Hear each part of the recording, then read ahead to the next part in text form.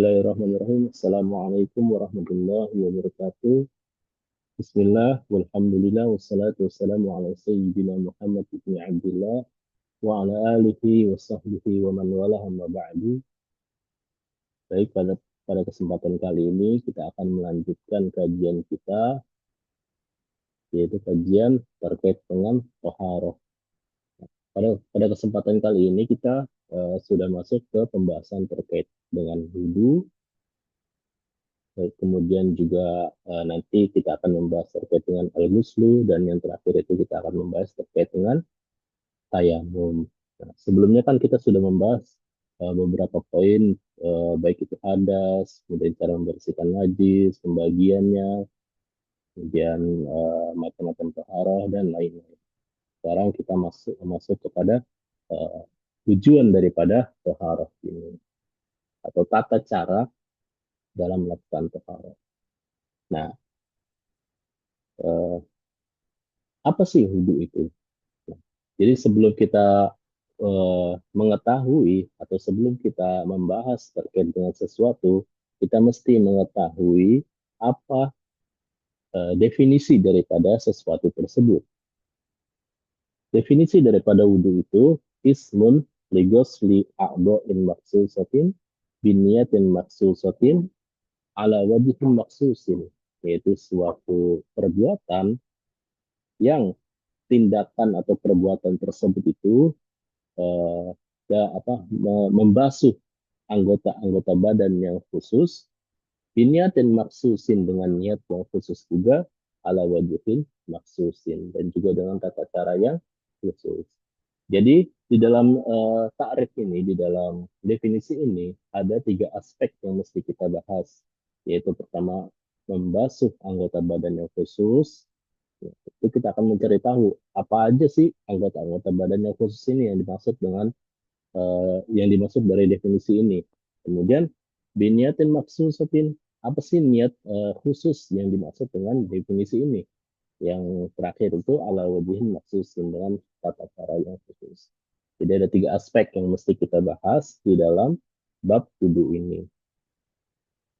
Nah, kemudian sebelum kita membahas terkait dengan anggota-anggota badan yang khusus dan lain-lain, Allah Subhanahu wa Ta'ala itu pasti di dalam memerintahkan dan juga melarang hambanya untuk melakukan atau meninggalkan sesuatu, itu pasti ada fadilah-fadilah atau keutamaan yang terdapat di dalam yang terdapat uh, di dalam tindakan tersebut. Di dalam wudhu ini ada fadilah yang sangat utama yang disampaikan oleh Rasulullah SAW. Apa kata Rasulullah? Rasulullah SAW bersabda, la yusbigu abdun aludu'a illa ghufira lahu ma taqaddama min dzambihi wa ma ta'akhkhar. Tidaklah seorang hamba ini sempurna, tidaklah seorang hamba ini menyempurnakan wudhunya, kecuali Allah Subhanahu wa taala itu ghufira lahu, eh, akan mengampuni dosa-dosanya, baik yang dahulu dan yang akan datang. Yang dimaksud dengan dosa-dosa ini adalah dosa-dosa kecil. Dosa-dosa kecil itu akan dihapus oleh Allah Subhanahu wa taala ketika kita berwudu. Nah, itu merupakan satu fadilah penting, uh, fadilah daripada berwudu. Kemudian Rasulullah SAW juga bersabda, waqala aidun as-salatu khairu mawdu'in al-wudu'a, as-salatu khairu mawdu'in wala yuhafizu ala wudu'i illa mu'minun. Salat itu merupakan sebaik-baiknya tempat atau sebaik-baiknya perbuatan. Wala yuhafizu ala wudu'i, dan tidaklah seorang mukmin dan tidaklah seorang hamba ini menjaga wudhunya illa mu'minun, kecuali dia itu merupakan orang yang mukmin. Dari maksud hadis tersebut kita bisa mengambil kesimpulan bahwa orang yang senantiasa menjaga wudhu itu dikategorikan sebagai orang yang mukmin. Nah, itu merupakan fadilah kedua dalam berwudhu. Nah, yang terakhir, fadilahnya, Rasulullah SAW bersabda, man tawad doa fa ahsana wudu'a farajat khotoyahu min jasadihi hatta takhruja min asfarihi. Barang siapa yang berwudu, fa'ahsana wudu'a, kemudian dia menyempurnakan wudunya, memperbaiki wudunya, membaguskan wudunya. Kharajat khotoyahu, maka keluar kesalahan-kesalahan daripada jasadnya di dalam diri-dirinya gitu. Yang keluarnya itu min asfarihi, dari jari jemarinya dia. Ketika kita berwudu kan kita membasuh wajah, membasuh tangan, kemudian mengusap rambut, membasuh kaki. Nah itu setiap tetesan-tetesan air yang menetes dari uh, wudhu kita itu akan apa sambil membawa kotoran-kotoran yang kotoran-kotoran dosa-dosa kecil yang ada di dalam tubuh kita. Misal apa kita pernah melihat sesuatu yang apa dilarang oleh Allah Subhanahu wa taala. Nah, ketika kita dalam berudu, ketika kita berudu, itu kotoran-kotoran, dosa-dosa, kesalahan-kesalahan yang ada di wajah kita itu akan ikut berbasuh. Itu merupakan fadilah daripada berudu.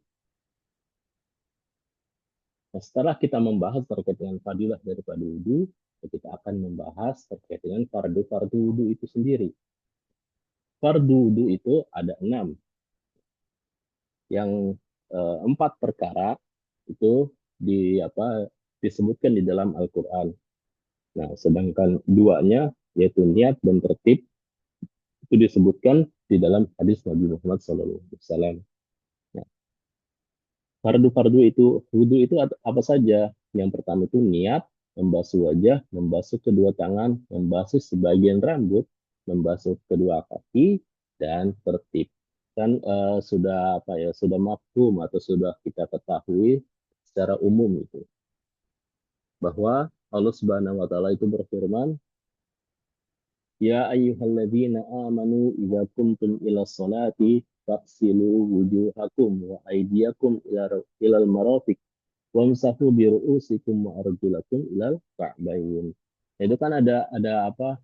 Ada 4 aspek yang diwajibkan oleh Allah Subhanahu wa taala dalam atau sebelum kita melaksanakan sholat. Apa saja? Yang pertama itu Allah Subhanahu wa taala berfirman, "Faksilu wujuhakum," dan basuhlah wajah-wajah kalian, wa aidiakum, dan kedua tangan kalian, ilal marafiq, sampai siku. Wamsahu biru'usikum, dan usaplah rambut-rambut kalian atau kepala kalian. Wa arjulakum ilal ka'bain, dan kedua kaki kalian sampai mata kaki. Nah, itu kan ada 4 aspek yang disebutkan oleh Allah Subhanahu wa taala di dalam Al-Qur'an. Kemudian yang niat itu mana sih dasar daripada kita mesti berniat gitu kan? Setiap perbuatan dalam beribadah itu pasti ada dasarnya kan? Ya. Dalam mazhab Syafi'i, niat itu menjadi aspek paling penting dalam setiap melaksanakan ibadah. Niat itu diambil daripada hadis Rasulullah SAW, innamal a'malu binniyat wa innamal likulli imri'in ma nawa. Sesungguhnya segala perbuatan itu tergantung pada niatnya, dan setiap orang akan mendapatkan apa yang diniatkan. Itu merupakan hadis yang diambil atau menjadi dasar diwajibkan niat sebelum melakukan perbuatan-perbuatan yang dikategorikan sebagai ibadah. Nah, niat itu di dalam berwudu itu kan apa kita kan sudah apa ya sudah kita ketahui secara umum juga bahwa niat dalam berwudu itu kan nawaitul wudu'a lirafil hadatil asgori lillahi ta'ala. Akan tetapi ada sebagian apa kesalahpahaman gitu yang sering kita ketahui bahwa niat itu letaknya itu ketika kita mengucapkan. Padahal itu salah. Niat itu tempatnya itu di hati. Tempatnya di hati. Nah, kita melafazkan atau mengucapkan niat itu jatuhnya sunnah. Kenapa sunnah? Karena untuk membantu hati kita dalam melakukan suatu perbuatan yang kita niatkan tersebut itu. Nah, jadi niat itu tempatnya di hati dan mentalafuskan atau mengucapkannya itu dikategorikan sebagai sunnah.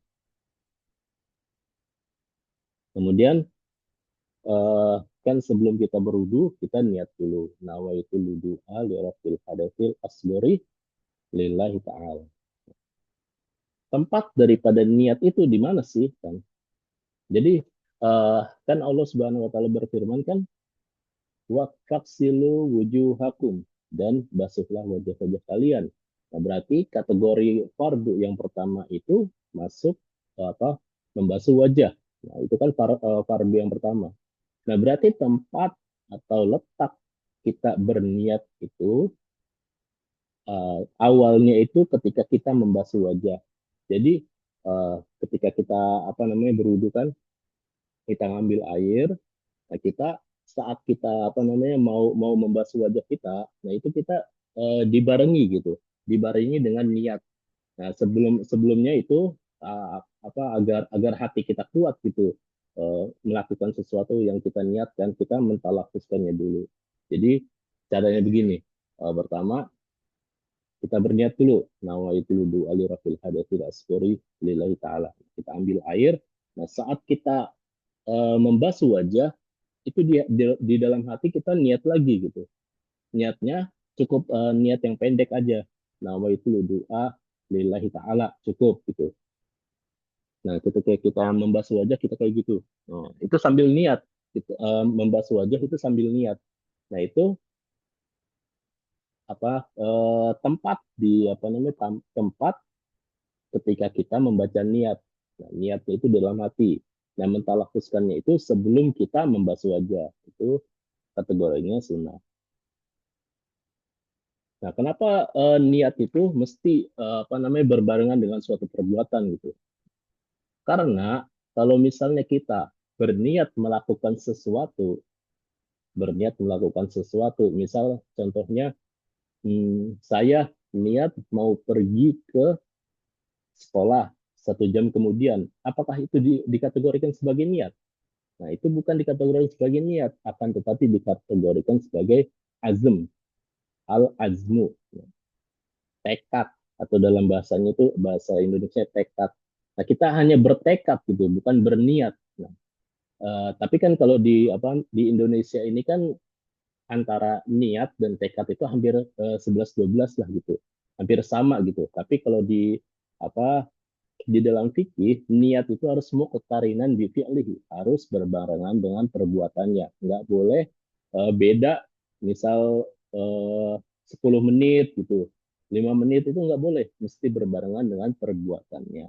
Kemudian selanjutnya itu membasuh wajah. Membasuh wajah ya sudah kita ketahui juga kan secara umum. Nah, akan tapi membasuh wajah itu kategori wajah yang kita sebut sebagai kategori wajah itu apa saja sih? Nah, wajah itu dari sini nih, dari mana bitu sya'ruf atau tempat tumbuh-tumbuhnya rambut. Nah, ini kan tempat tumbuhnya rambut nih di kepala ini. Nah, ini sampai sampai sini nih. Nah, itu kategori wajah. Nah, ini apa namanya? Kalau dari panjangnya gitu. Nah, dari sini ke sini. Kemudian lebarnya, nah, lebarnya itu dari kuping sini sampai sini. Nah, ini masuk kategori wajah. Nah, dari sini nih, dari sini ke sini. Nah, itu masuk kategori wajah. Jadi wajah itu dari sini nih, sini semuanya sampai sampai ujung kuping. Nah, ini masuk kategori wajah. Nah, itu semuanya itu harus dibasuh. Nggak boleh ada yang tertinggal. Nah, kalau misalnya yang tertinggal walaupun sedikit itu tidak apa menyebabkan wudhu kita itu tidak sempurna. Kemudian nah, kan kadang eh, kita itu kan sering gitu memelihara jenggot kan sampai tebal gitu ya, atau kumis tebal juga kan. Nah, apakah jenggot atau kumis tersebut itu mesti dibasuh gitu? Atau maksudnya semuanya gitu, semuanya harus dikena air atau tidak gitu? Nah, kalau misalnya jenggot kita tebal, nah ini kan jenggot saya ini nggak tebal nih ya. Nah kalau misalnya jenggot kita tebal sampai sampai sini lah gitu kan, sampai sini. Nah, itu kan tebal tuh sampai apa namanya bagian ini kita tuh yang bagian dagu sampai sini ini tertutupi gitu. Nah, itu cukup di apa namanya di kan nggak mungkin sampai ke kulit kan kalau misalnya kita ngambil air dan membasuhnya kan nggak mungkin sampai ke kulit. Nah itu ketika hal tersebut itu jenggotnya itu mesti dibasuh juga, dibasuh, dibasuh sambil di sela-sela. Nah, tapi nggak mesti harus sampai semuanya gitu, apa semua jenggot ini mesti dibasuh gitu, nggak usah, cukup zohirnya saja atau yang tampaknya saja kan. Misalnya kayak gini, nah itu cukup di apa yang tampaknya saja gitu, nggak usah sampai batinnya atau di dalam-dalamnya. Nah itu kalau misalnya yang tebal. Kalau misalnya yang tipis, jenggot-jenggot yang tipis atau kumis-kumis yang tipis itu mesti dibasuh. Kayak saya ini kan ada jenggot, ini kan masuk kategori jenggot juga kan, tapi jenggotnya tipis. Nah itu mesti dibasuh juga. Itu mesti kena kena kulit kalau misalnya yang tipis. Nah, itu kalau misalnya di wajah kita ada jenggot. Lalu bagaimana kalau misalnya ada rambut di sini, kan kita pernah lihat di sini ada orang yang punya rambut kan. Nah, itu juga harus dibasuh. Tuh. Semuanya itu rambut-rambut yang ada di muka itu mesti dibasuh semuanya. Alis, pokoknya semuanya gitu. Itu mesti dibasuh juga. Kemudian yang ketiga itu ghusl yadaini ma'al mirfaqo ini, membasuh kedua tangan sampai sikut. Kan apa namanya? Kan membasuh tangan ini mesti sampai sikut ya. Nah, sikut ini kan ini nih. Nah, ini sikut nih. Ini mesti sampai juga. Jadi nggak boleh sampai setengah sini. Kan kadang kalau misalnya kita berwudu tapi kita buru-buru gitu kan, buru-buru. Nah, ini kadang sikut ini terlupakan gitu sampai apa tidak terbasuh. Nah, kalau misalnya tidak terbasuh ya wudunya nggak sah gitu. Nah, jadi ma'al mirfaqo ini atau Allah Subhanahu wa taala berfirman kan ilal marafiq. Nah, ilal marafiq ini diartikan sebagai ma'a. Nah, bersamaan dengan sikut ini. Jadi mesti dibasuh juga sikutnya. Jadi apa pokoknya harus sampai lebih daripada sikut. Nah, itu untuk apa namanya kehati-hatian kita. Nah, itu mesti dibasuh tangan sampai sikut. Kemudian kalau misalnya orang ini kan tangan kita ini kan normal, ada 5 jari ya, ada 5 jari. Nah, kadang kan kita juga melihat orang yang apa namanya jarinya ada tumbuh lagi satu lagi. Apakah jari tambahan tersebut itu mesti dibasuh juga? Nah, jari tambah-tambahan itu jari tambahan kayak misal jari yang keenam itu juga mesti dibasuh gitu. Itu mesti dibasuh. Pokoknya semua tangan yang dikategorikan sebagai tangan itu mesti dibasuh. Kemudian yang keempat itu mas rubah di ros. Nah, mengusap sebagian rambut. Nah, yang dimaksud sebagian rambut itu sebenarnya cukup dengan 3 helai aja. Jadi ketika kita membasuh rambut itu cukup 3 helai. Jadi apa? Cukup diusap saja gitu. Nah, diusap itu sudah masuk ke mengusap sebagian rambut. Lalu bagaimana kalau perempuan? Kan perempuan itu misal dia berwudu ya, berwudu di tempat umum gitu, yang apa namanya, yang tempat wudunya itu terbuka gitu. Bagaimana kita apa namanya perempuan tersebut itu berwudu agar auratnya itu tidak terlihat kan, rambut perempuan itu aurat kan. Cukup apa namanya kita mengusap air. Nah, mengusapnya itu kan di sela-sela kerudung ini. Nah, itu kita masukkan jari-jari kita. Nah, itu cukup diusap kayak gini. Nah, itu apa sudah masuk kategori mengusap sebagian rambut. Jadi nggak apa namanya nggak harus kan kadang ada perempuan yang apa namanya ngebuka kerudungnya gitu sampai kayak gini sampai terlihat rambutnya gitu kemudian diusap. Nah itu jangan kayak gitu.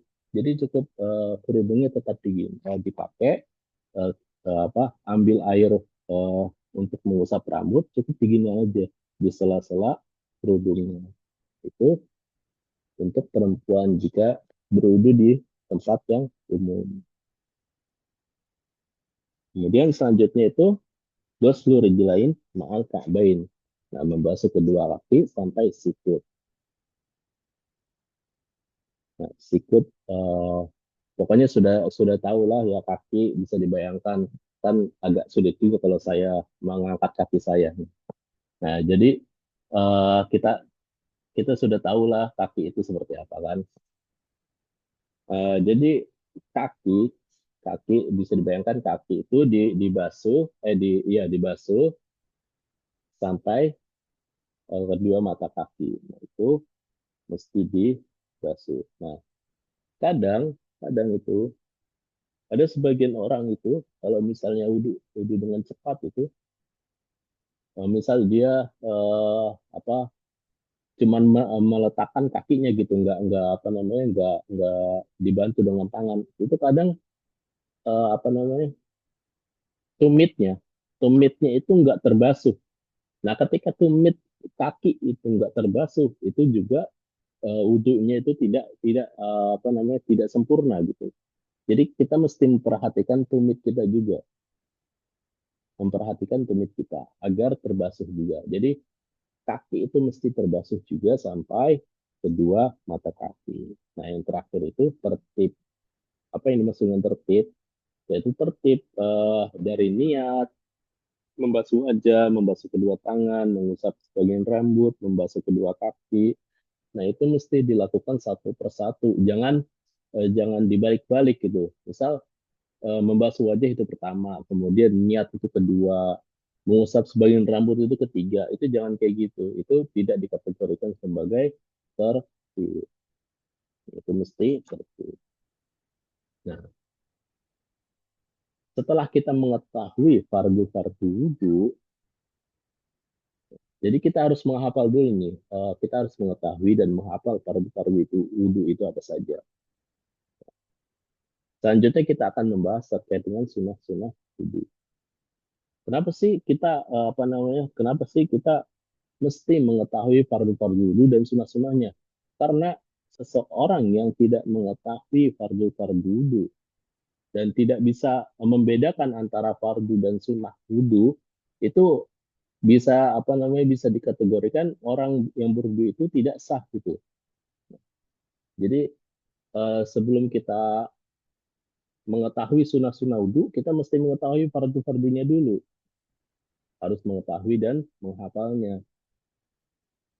Selanjutnya kan kadang ketika kita apa namanya, ketika kita belajar gitu, kita tidak bisa membedakan mana yang fardu, mana yang sunnah. Nah, orang yang tidak bisa membedakan dan bisa apa mencampur adukan gitu, eh, niat itu disebut sebagai sunnah, itu kan sudah salah. Nah, ketika orang yang tidak mengetahui fardu dan sunnah itu dikategorikan orang yang tidak sah dalam melaksanakan wudhu. Sunnah-sunnah wudhu itu banyak sekali. Bahkan sebagian ulama itu mengkategorikan atau membagi sunnah wudhu itu sampai 70 sunnah. Jadi sunnah-sunnah wudhu itu sebagian ulama mengatakan ada sampai 70 gitu. Tapi tidak mungkin kita bahas secara 70-70-nya gitu. Nah, kita ambil sebagian daripada sunnah-sunnah wudhu tersebut. Nah, yang pertama itu apa? Yang pertama itu eh, talafus biniyah.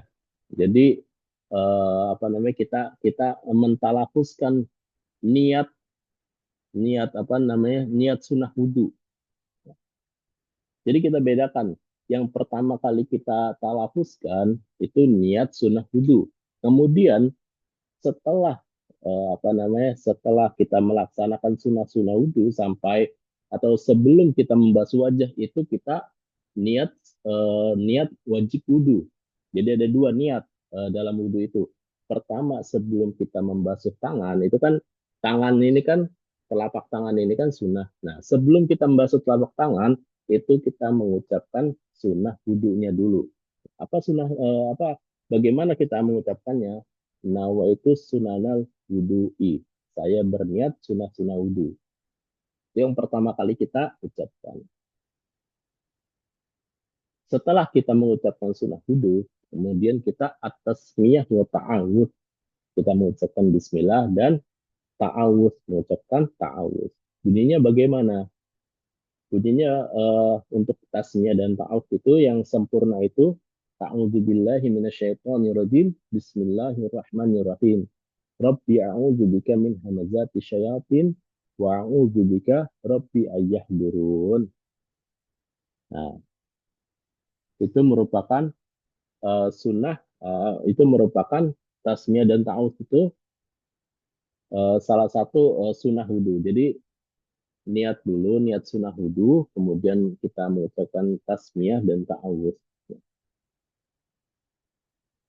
Kemudian selanjutnya itu bersiwak.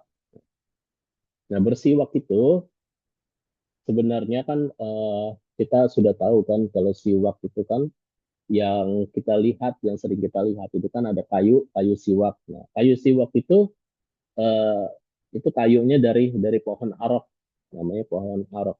Tapi kalau misalnya kita tidak memiliki kayu siwak tersebut, nah itu kita cukup menggosok gigi kita dengan sesuatu yang kasar.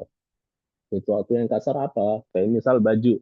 Nah ini kan baju kita ini agak sedikit kasar kan. Nah itu kita bisa apa namanya melakukan siwak dengan menggosok gigi kita sedikit aja, cukup dioles saja, tek gitu. Nah itu bisa dikategorikan sebagai siwak atau bisa dikategorikan sebagai bersiwak atau melakukan siwak.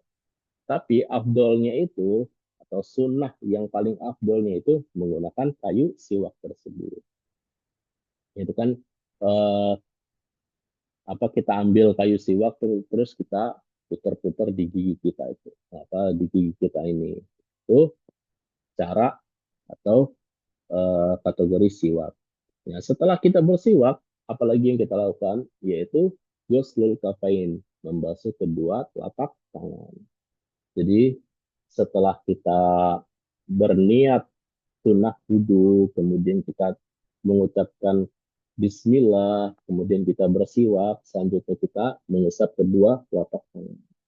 Setelah mengusap kedua telapak tangan, kita berkumur-kumur, berkumur-kumur, kemudian kita apa?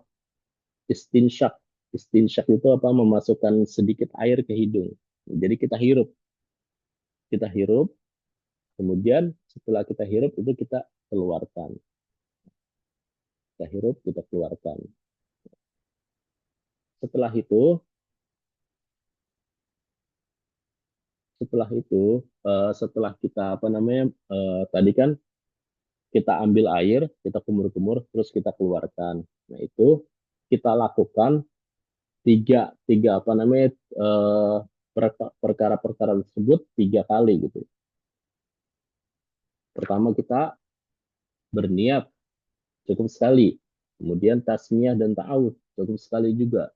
Bersiwak, bersiwak bisa kita 3 kali putar gini.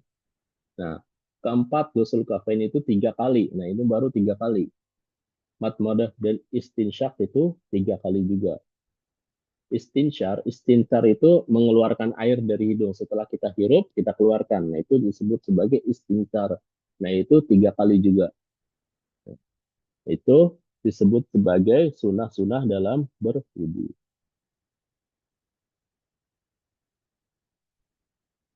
Nah, setelah apa namanya? Setelah istinsar itu baru kita mengambil air wudhu untuk melaksanakan fardu-fardu wudhu.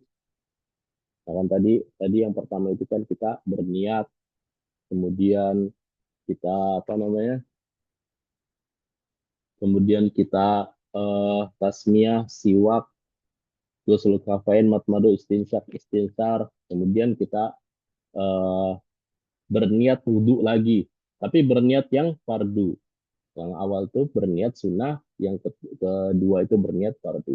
Kemudian baru kita membasuh wajah. Nah, ketika kita membasuh wajah, di basuhan-basuhan wajah itu juga ada sunnah-sunnahnya lagi. Sunnah-sunnahnya itu apa saja? Pertama kita itu memulai dari wajah yang paling atas. Jadi memulai dari sini nih, dari yang paling atas. Nah, dari yang paling atas kemudian kita basuh sampai sampai seluruh muka. Nah, yang kedua itu kita juga saat membasuh wajah itu kita juga membasuh telinga kita ini. Karena ada sebagian sebagian ulama yang mengatakan bahwa telinga itu bagian daripada wajah. Nah, jadi agar kita dan minal khilaf, keluar daripada khilaf tersebut, nah itu apa telinga itu juga kita basuh. Jadi saat kita membasuh wajah, kita juga membasuh telinga. Jadi kayak apa dari atas kita basuh juga telinga dan seluruh wajah. Kemudian, nah itu kemudian setelah kita membasuh wajah, kita membasuh kedua tangan. Nah di dalam kedua tangan juga itu memiliki beberapa sunnah yang ada. Nah yang pertama itu dimulai dengan telapak tangan dulu. Dimulai dengan telapak tangan, kemudian dimulai dengan tangan yang kanan. Setelah dari apa telapak tangan, kemudian dari tangan kanan, kemudian kita menekan-nekan juga. Jadi jangan cuma diginiin doang gitu. Jangan cuma sekedar lewat aja. Kita mesti ditekan-tekan juga. Nah, ditekan-tekan. Nah, selanjutnya kita mesti menyela-nyela jari jemari kita. Nah, jadi di selanya kayak gini. Nah, kan kanan satu, kemudian yang kiri juga kayak gini, itu disela juga jari jemari kita. Nah, itu sunnah. Kemudian kita mesti mesti ini juga apa namanya? Kan sampai sikut ya, sampai sikut. Nah, kita mesti melebihi basuhan kita agar lebihan basuhan ini itu bisa apa namanya kita kita keluar daripada apa kehati-hatian gitu. Kita takut gitu, takut sikut ini tidak terbasuh, jadi mesti dilebihkan.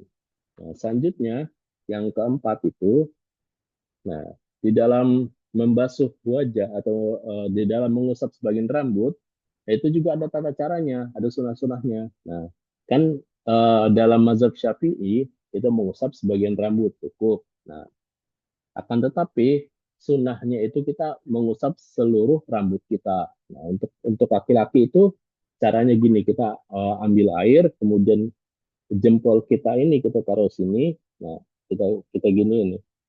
Nah, kita gini pertama satu, kita balikin lagi apa tangan kita. Nah, itu hitungannya satu. Kemudian kita ambil air lagi, kita kayak gini lagi. Dua, ambil lagi.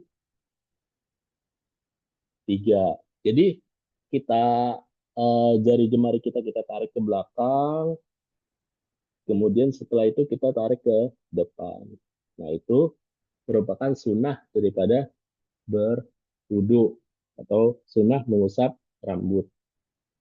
Jadi harus seluruh rambut itu harus diusap. Kemudian bagaimana dengan perempuan gitu? Perempuan yang rambutnya panjang gitu kan. Nah, kalau misalnya di tempat apa namanya isinya itu tempat wudhunya itu isinya perempuan semua bukan tempat umum ya jadi itu boleh cukup cukup apa namanya cukup ditarik aja sampai ke belakang tangan kita ditarik ke belakang apa nggak perlu kita apa namanya kita kembalikan lagi gitu. Itu cukup kita tarik ke belakang saja nah, itu satu kita ambil lagi dua ambil lagi tiga nah itu merupakan sunnah dalam mengusap sebagian rambut. Setelah itu dari mengusap sebagian rambut, kita mengusap telinga kita.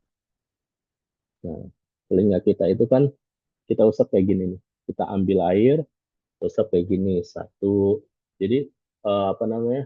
Telunjuk kita masukkan ke telinga kita, jempol kita taruh ke belakang, kita kayak gini kita putar satu, kita lanjutkan lagi. Jadi semua daun-daun telinga itu dan juga jari telunjuk kita itu kita bersihkan telinga kita. Nah, itu merupakan sunnah selanjutnya atau sunnah kelima. Kemudian sunnah dalam membasuh kaki. Nah, sunnah dalam membasuh kaki itu yang pertama kita mulai dengan jari jemari kita. Jadi jari jemari kita itu mesti dimulai dulu dibersihkan dulu gitu. Kita sela-sela jari jemari kita yang ada di kaki. Nah, setelah kita sela baru kita basuh. Nah, dibasuhnya juga harus ditekan-tekan gitu. Ditekan-tekan. Kita mulainya dengan kaki kanan. Setelah itu kita juga kita juga harus memanjangkan gitu. Maksudnya jangan sampai mata kaki saja, kita ke atas sedikit gitu sampai contohnya sampai betis kita gitu, sampai betis kita. Jangan jangan dicukupkan sampai mata kaki kita saja gitu. Nah, kita basuh juga 3 kali.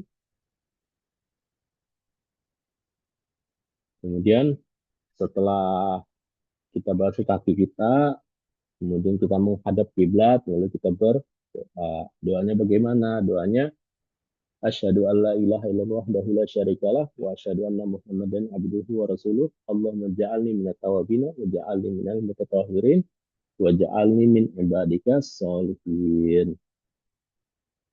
Itu merupakan sunnah-sunnah wudhu.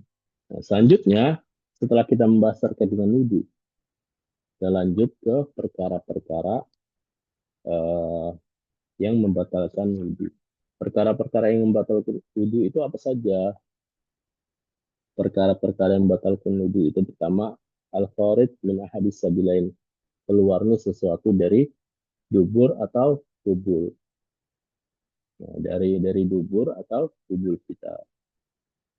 Nah, itu keluar baik dia itu keluar berupa uh, air kencing atau mani atau yang lain-lainnya. Pokoknya sesuatu yang keluar dari dubur dan juga tubul. Nah, itu bisa membatalkan wudhu. Kemudian hilangnya akal atau tidur yang tidak mutamakin. Tidur yang tidak mutamakin itu tidur yang uh, kan saya duduk nih ya.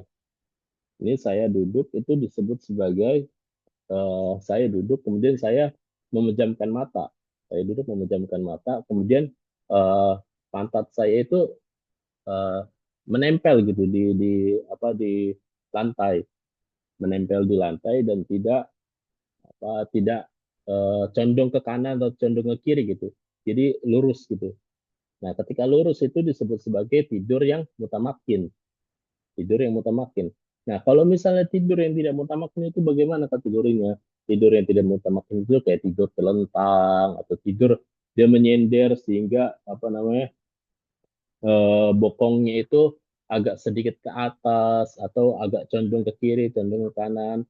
Nah, itu yang menyebabkan duburnya itu terbuka sedikit. Nah, ketika dubur terbuka sedikit itu pasti memudahkan sesuatu kayak misal angin gitu itu keluar. Nah, ketika angin keluar itu kan bisa membatalkan wudhu. Nah, kalau misalnya orang yang tidur mutamakin yang eh, sejajar bokongnya itu atau pantatnya itu, nah itu anginnya itu pasti tertutup. Jadi dubur kita itu tertutup gitu.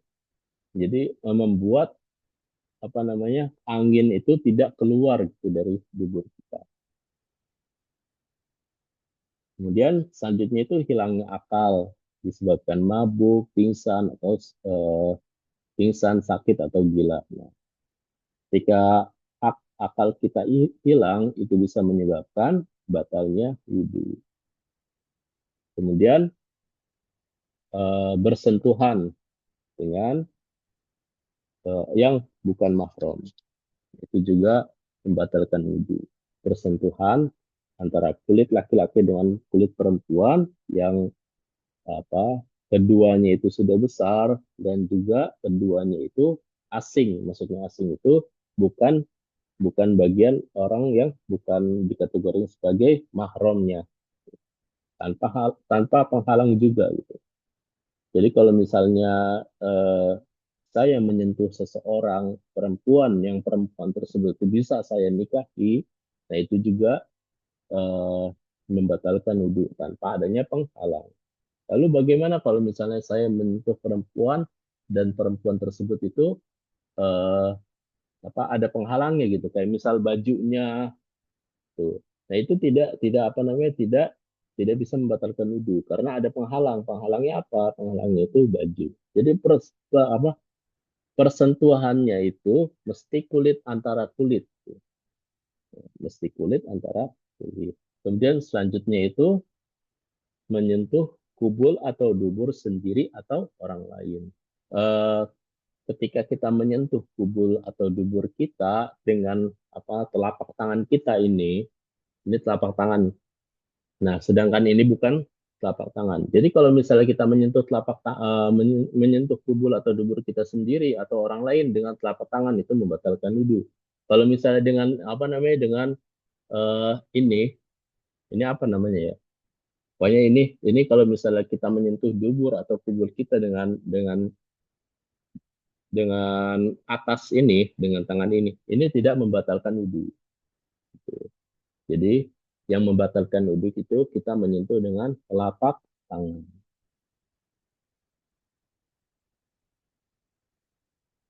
Oke, selanjutnya,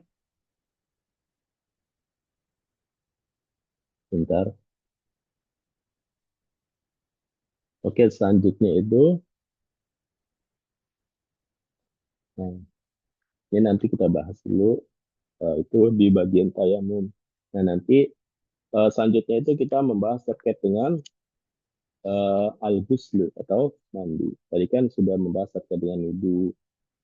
Wudhu itu salah satu cara kita membersihkan najis atau hadas. Selanjutnya itu al-ghusl. Al-ghusl itu apa sih yang disebut dengan al-ghuslu? Al-ghuslu itu secara definisi itu takmi mujami al-badan fil ma'i biniatin maksusatin, yaitu mengalirkan air ke seluruh anggota badan dengan niat yang khusus. Nah, jadi ketika kita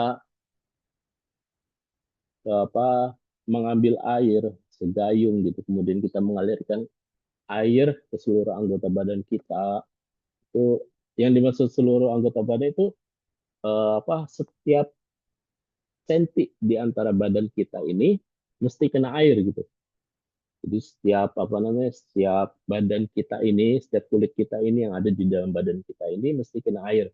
Yaitu disebut sebagai al-ghuslu atau mandi gitu bahasa Indonesianya. Nah, takmimul jami al-badan bil ma'i binyatin maksusatin dengan niat yang khusus. Nah, kalau misalnya kita tidak berniat dengan niat yang khusus, itu tidak disebut sebagai al-ghuslu. Karena al-ghusl itu mesti dengan niat yang khusus. Nah, kalau misalnya tidak dengan niat yang khusus itu ya dikategorikan sebagai mandi biasa gitu.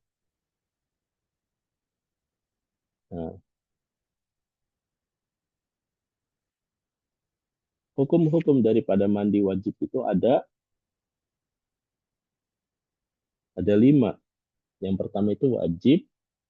Wajib itu bagi orang yang apa namanya yang furujul mani, yang maninya itu keluar. Kemudian haid, wiladah, maut. Nah, itu orang-orang yang wajib untuk mandi al-ghuslu dengan niat yang khusus tersebut. Kemudian ada juga mandubun, itu mandi-mandi yang disunahkan. Itu mandi di hari Jumat, mandi untuk sholat id, mandi untuk sholat gerhana, dan lain-lain. Itu mandi yang mandub. Kemudian mandi yang mubah. Mandi yang mubah itu jika kita mandi untuk membersihkan badan kita saja dengan tanpa adanya niat gitu. Itu mandi yang mubah. Kemudian ada mandi yang makruh. Mandi yang makruh itu bagaimana?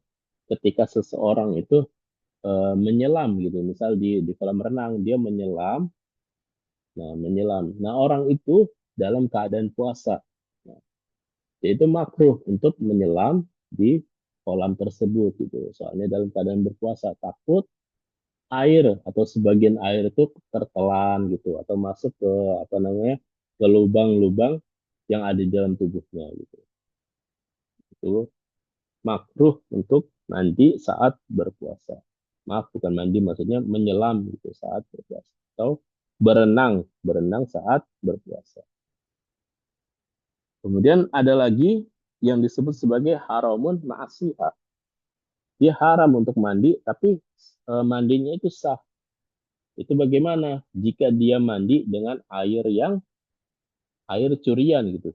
Misal apa dia sedang jalan di suatu daerah gitu. Dia melihat ada apa namanya segentong air gitu. Dan kemudian dia apa namanya mandi di gentong tersebut gitu. Mandi menggunakan air yang di dalam gentong tersebut. Itu kan dia tanpa izin dari pemiliknya tiba-tiba mengambil air tersebut kemudian dia mandi. Nah, air tersebut itu kan dikategorikan sebagai air yang maksud, air yang apa namanya dicuri gitu, yang digosok. Nah, itu haram kita mandi dengan air tersebut. Tapi mandinya itu apa namanya sah gitu. Mandinya seorang tersebut itu sah. Ada juga orang apa namanya dikategorikan sebagai haramun ma'a ada misihah, haram dengan haram bersamaan dengan tidak sahnya perbuatan tersebut. Nah, orang yang haram mandi dan juga tidak sah dalam apa namanya mandinya tersebut itu adalah perempuan yang haid dan juga dia berniat, nah berniat mandi dengan niat ta'abbud. Gitu. Maksudnya bagaimana? Jadi ketika perempuan gitu, masih dalam keadaan haid ya, masih dalam keadaan haid dan dia tahu kalau dia itu masih dalam keadaan haid. Kemudian dia mandi gitu, mandi guslu, padahal dia masih dalam keadaan haid. Kemudian dia mandi guslu, kemudian dia juga berniat. Nah itu dia mandi tersebut itu niatnya itu niat ta'abbud gitu, niat beribadah. Padahal dia haidnya belum selesai gitu. Nah, kan haidnya belum selesai ya, ya buat apa gitu. Jadi itu dia di apa disebut sebagai haram karena itu dia melakukan hal tersebut itu niatnya itu main-main gitu, main-main dalam beribadah. Padahal dalam keadaan haid itu tidak diperbolehkan untuk mandi al-ghuslu kecuali kalau misalnya dia sudah selesai haid gitu. Nah, kan yang mandi yang diwajibkan itu haid yang sudah selesai gitu kan, yang darahnya itu tidak mengalir lagi gitu. Nah, yang dikategorikan sebagai haram itu dia niat bermain-main dan dia tahu bahwa dia itu masih haid. Nah, itu apa? Haramun ma'adami siha. Haram bersamaan dengan tidak sahnya perbuatan tersebut. Nah, kemudian, nah, kemudian selanjutnya apa sih hal-hal yang menyebabkan mandi ghusl ini wajib gitu? Itu ada 6 perkara, 6 perkara yang dikategorikan dengan 2 kategori. Sesuatu yang khusus bagi perempuan itu ada 3 dan sesuatu yang apa namanya laki-laki dan perempuan itu ada 3 juga. Jadi khusus untuk perempuan ada 3 dan yang selanjutnya itu laki-laki dan perempuan itu ada 3. Yang khusus untuk perempuan itu apa? Haid, nifas, dan wiladah. Seseorang yang haid, seseorang yang haid, sebentar ya,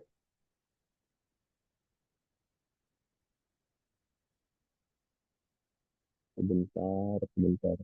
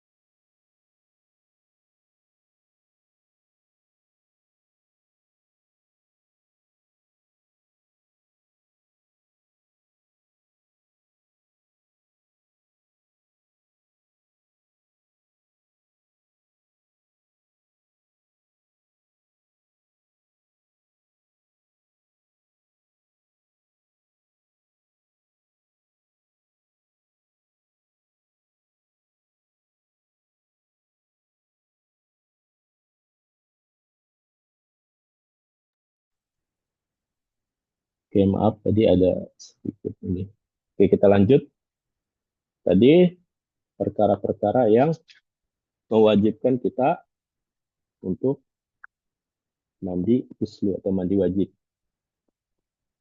Itu kan tadi sesuatu yang khusus bagi perempuan saja.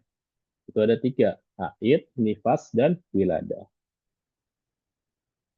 Nah, seorang perempuan yang telah selesai haid itu diwajibkan untuk mandi wajib.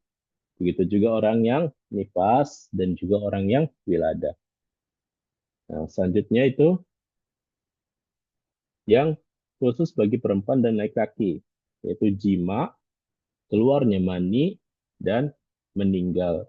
Jadi bisa diambil kesimpulan ada 6 perkara yang wajib bagi perempuan dan 3 perkara yang wajib bagi laki-laki saja gitu. Kemudian, nah tadi kan sudah kita bahas hal-hal yang mewajibkan kita mandi wajib. Itu haid, nifas, wiladah, jima, khurujul mani, maut. Yaitu jima, keluarnya mani, dan meninggal. Meninggal itu mesti kita mandikan. Selanjutnya itu bagaimana sih tata cara dalam berwudu? Berwudu maaf, mandi wajib ini. Yang pertama itu kita mesti berniat. Nah, jadi fardunya itu cukup dua saja gitu. Yang pertama itu kita niat, yang kedua itu membasuh seluruh tubuh dengan air. Nah, itu cukup kayak gitu saja itu fardunya. Jadi kalau misalnya apa kita mesti keramas atau apapun itu nggak wajib. Jadi cukup kita membasuh dengan apa cukup kita niat dan membasuh seluruh tubuh kita. Jadi dari ujung rambut sampai ujung kaki itu mesti kena air gitu. Itu mandi wajib. Nah, perlu diingat juga bahwa niat itu mesti di awal awal apa namanya awal dan juga berbarengan dengan sesuatu yang fardu tersebut. Fardunya itu kan takmimul badan bil ma'i atau membasuh seluruh badan dengan air. Jadi ketika apa namanya kita kita ngambil menciduk air gitu dengan gayung. Nah, kemudian kita apa namanya mau membasuh wajah itu di dalam hati kita berniat juga gitu. Berniat untuk mandi wajib. Sunah-sunah itu banyak sekali gitu. Ya kayak membasuh kedua tangan dulu sebelum kita membasuh apa namanya sebelum membasuh kemaluan. Nah itu kita mesti membasuh tangan dulu, terus tangan, kemudian basuh kemaluan kita, membersihkan kemaluan kita gitu. Kemudian apa namanya berwudu dengan sempurna. Nah menyela-nyela rambut kita gitu. Jadi kita mesti menyela-nyela gitu. Jangan sampai ada kulit kita itu tidak terkena dengan air. Jadi kita mesti membasuh semuanya gitu. Kemudian membasuh tubuh bagian kanan dulu. Jadi kita ambil air. Nah, jadi yang kanan dulu gitu, bagian yang kanan.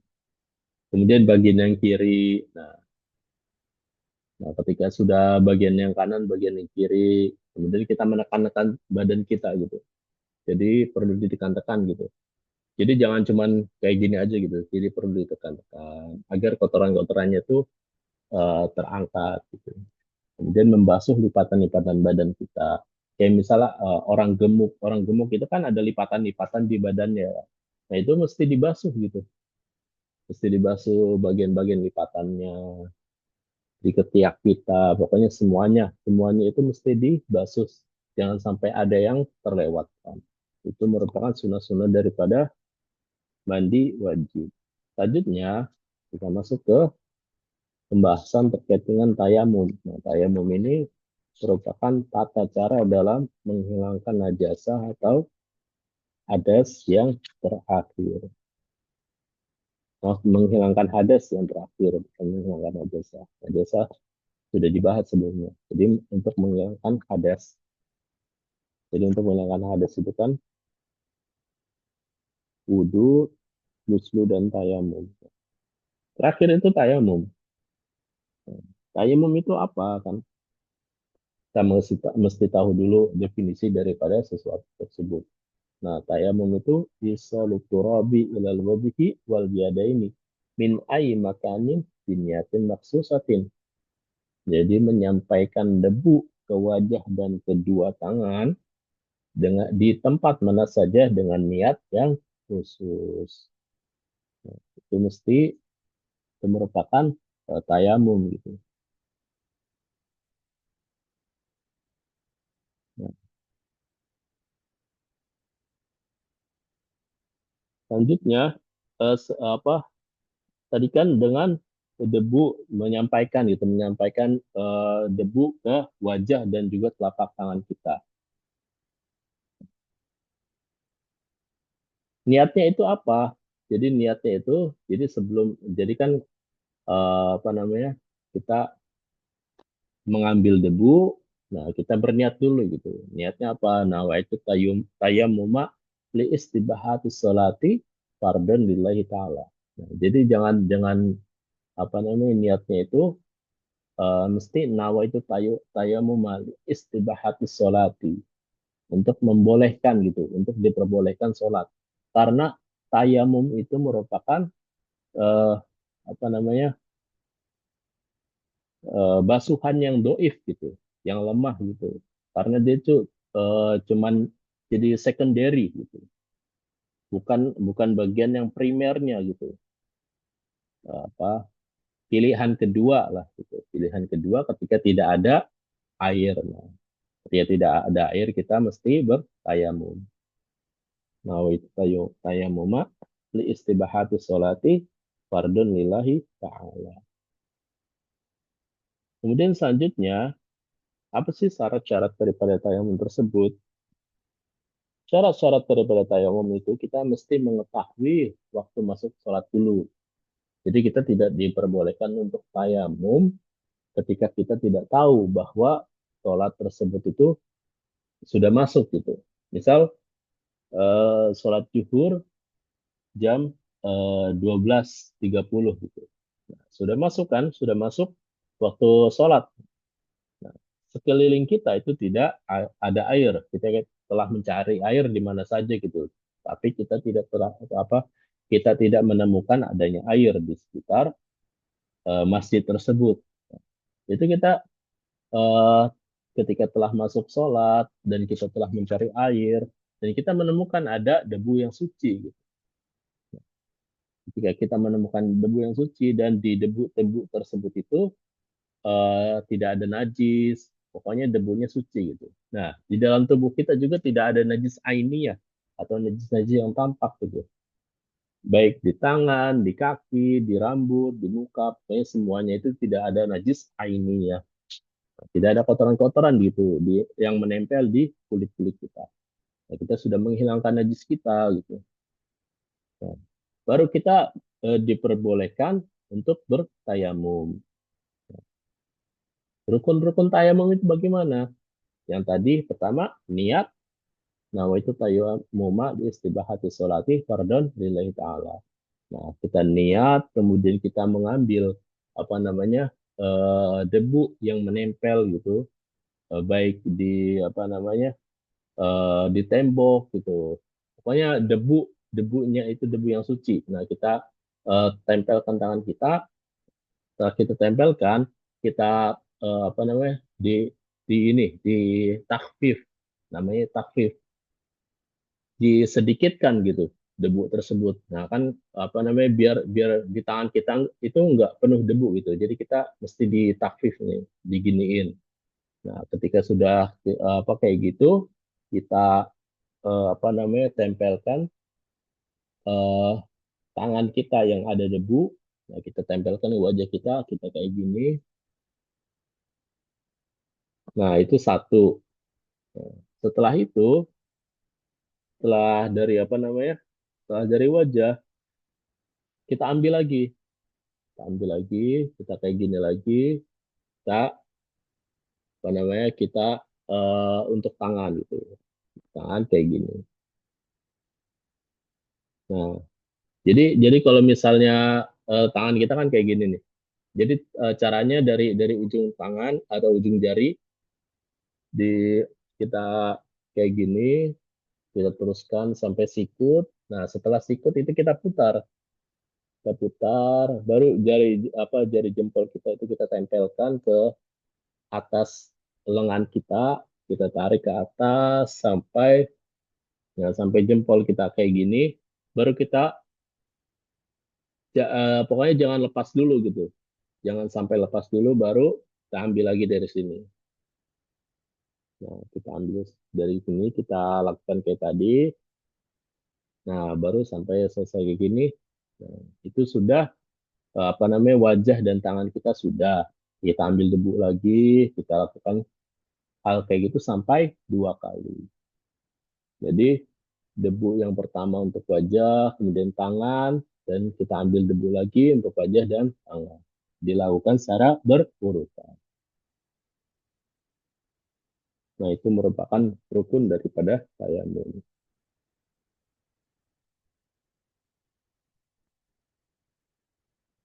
Nah, jadi kalau misalnya orang yang memiliki hadas asgur dan hadas akbar, yang dia itu tidak menemukan air dimanapun, dia sudah mencari kemana-mana, tidak menemukan air, itu cukup tayamum gitu.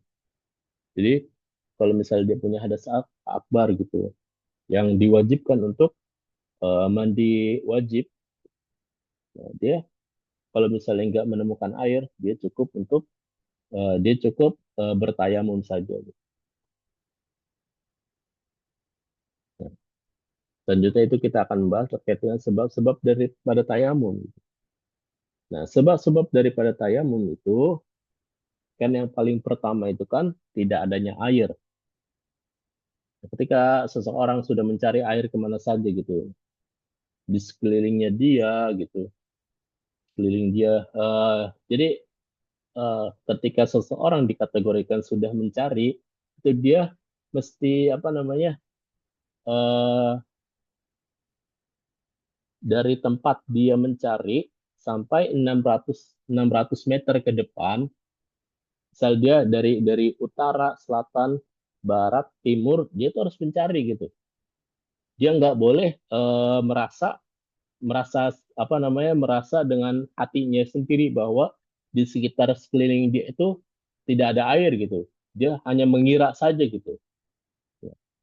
Jadi seseorang yang bisa diperbolehkan untuk bertayamum itu dia mesti mencari dahulu di sekeliling dia apakah ada air atau tidak. Kalau misalnya tidak ada air, baru diperbolehkan. Atau ada air nih, ada air, tapi air tersebut itu digunakan untuk orang sakit gitu, atau digunakan untuk minum hewan yang dihormati. Apa yang disebut sebagai hewan yang dihormati? Kayak manusia, pokoknya hewan-hewan yang masih dihormati gitu. Nah itu ada air, tapi air tersebut sedikit dan digunakan untuk air minum hewan-hewan yang dihormati. Itu eh, tidak apa, kita juga diperbolehkan untuk tayamum gitu.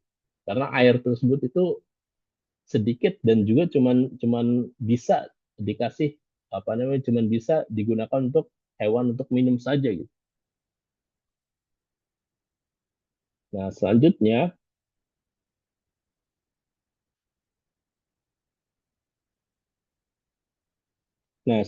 kalau misalnya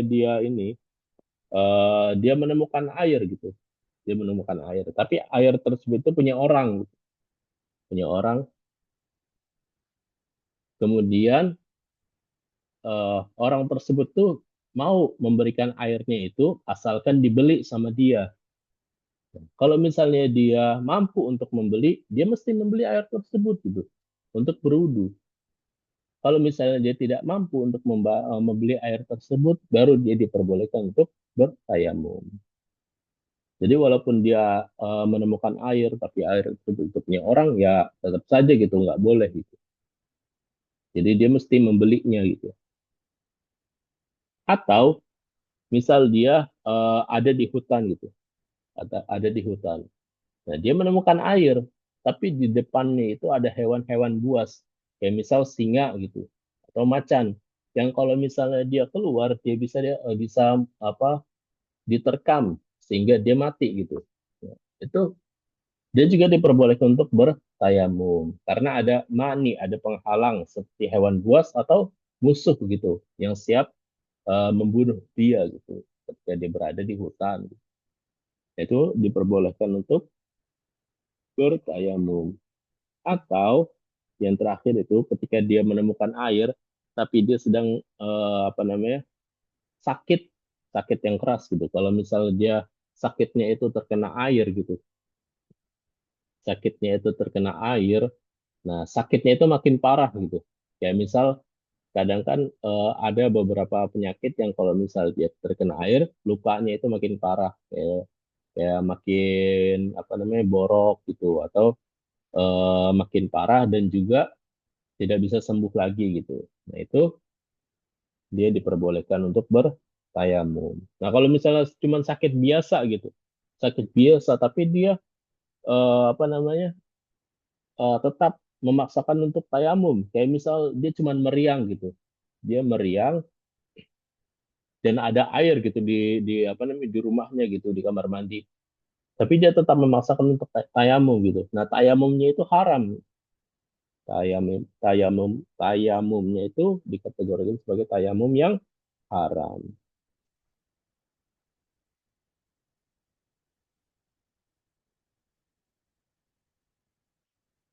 Nah selanjutnya,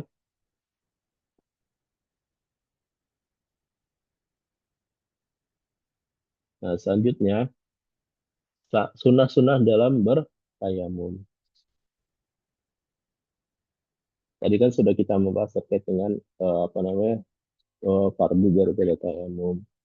Kemudian sunnah daripada tayamum itu seperti sunnah-sunnah dalam wudhu, kayak niat, terus tasmiyah, dan juga lain-lain gitu. Kemudian ketika kita apa namanya, ketika kita mengambil wudhu, mengambil debu, maaf, mengambil debu, itu tangan kita itu harus dilebarkan gitu. Jadi kayak gini, jangan kayak gini. Nah, mesti dilebarkan jari jemari kita. Jadi kita tempelkan ke tembok. Nah, kita menyedikitkan debu itu bukan bukan caranya kita kayak gini, yaitu apa namanya menghilangkan debu malah. Jadi kita tempelkan tangan kita, kemudian kita menyedikitkannya itu dengan cara begini, di apa namanya eh, tangan kita sedikit dipertemukan lah satu sama lain. Jadi kayak gitu. Untuk mentakfifkan atau menyedikitkan debu. Yaitu sunnah-sunnah dalam tayamum. Kemudian hal-hal yang membatalkan tayamum itu setiap perkara yang membatalkan wudhu. Kayak misal apa namanya eh, keluarnya sesuatu dari dubur atau kubur, itu kan membatalkan wudhu. Nah, hal-hal yang membatalkan wudhu juga membatalkan tayamum. Kemudian adanya air. Nah, saat dia bertayamum, saat dia bertayamum gitu, eh, pas dia apa namanya mau membasuh apa mengusap wajah, kemudian hujan turun. Nah, hujan turun itu kan ada air kan. Nah, saat adanya hujan turun itu otomatis tayamumnya itu batal. Tayamumnya itu batal. Karena syarat daripada diperbolehkannya tayamum itu harus tidak ada air. Nah, ketika ada air ya otomatis batal. Kemudian mampu menggunakan air bagi orang yang sakit. Nah, orang yang sakit itu tidak diperbolehkan untuk orang yang mampu menggunakan air dan dia cuman sakit yang kecil aja gitu, sakit yang ringan, itu tidak diperbolehkan untuk menggunakan air. Seperti yang sudah kita bahas tadi itu haram malah. Nah, yang terakhir itu dia bertayamum, nah, dia bertayamum 1 menit kemudian dia murtad. Nah, itu tayamumnya itu batal gitu. Jadi murtad itu bisa membatalkan tayamum.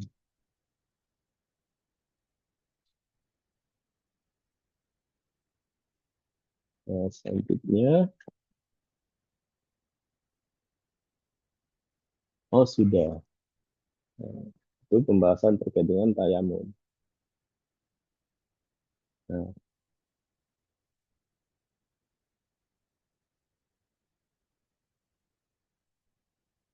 nah ini apa pembahasan terkait dengan tayamum dan ya sudah kita bahas tiga kategori pembahasan dari apa namanya wudhu, mandi wajib dan tayamum. Cara atau tata cara kita menghilangkan hadas asgur maupun akbar.